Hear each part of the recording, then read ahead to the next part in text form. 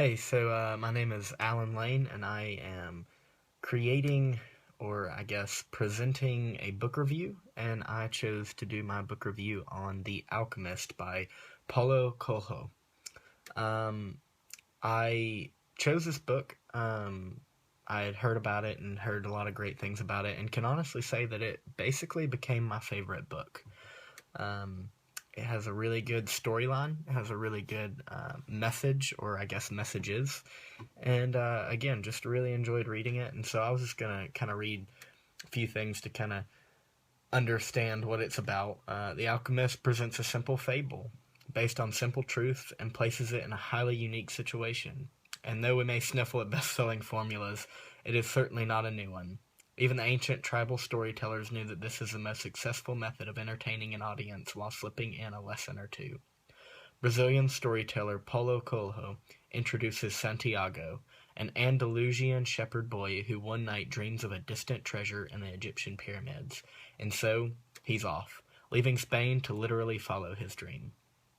Along the way, he meets many spiritual messengers who come in unassuming forms, such as a camel driver and a well-read Englishman. In one of the Englishman's books, Santiago first learns about the alchemist, men who believe that if a metal were heated for many years, it would free itself of all of its individual properties, and what was left would be the soul of the world.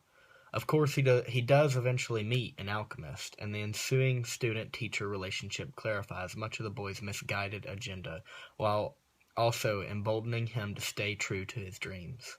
My heart is afraid that it will have to suffer, the boy confides to the alchemist one night as they look up at a moonless night. So I read that. That was kind of like just an introduction to what The Alchemist is about. So I'm going to go into it a little bit. It's about a shepherd boy. His name's Santiago. And I think you only ever hear his name like once or twice in the entire book. He has this reoccurring dream. This reoccurring dream involves the pyramids in Egypt. And at the pyramids in Egypt, he discovers a treasure. And that's the dream. And it happens to him twice. And so he basically decides to pack up everything he owns and go find the treasure. Um, he gets robbed several times along the way. He meets tons of people. And like the introduction said, he meets a camel driver that gives him some insight. He meets a crystal shop owner and stays with him for, I think, a year. And gets messages from him and learns lessons from him. He meets an Englishman. This Englishman introduces him to the idea of an alchemist. And he also meets the love of his life. He meets her and basically doesn't slow down. He realizes that it's the love of his life, but he continues to go on this journey because he's following his dreams, and he knows that if it's meant to be, then she'll be there when he gets done. He has some amazing conversations, and like I've already alluded to, talks a long time with the Englishman, talks with the camel driver, has long conversations with the alchemist, has long conversations with the love of his life, has long conversations with the crystal shop owner.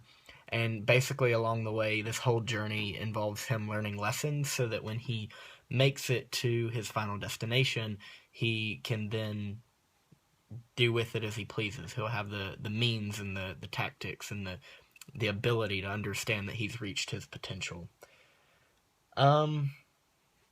Basically what I got is this book is about pursuing dreams.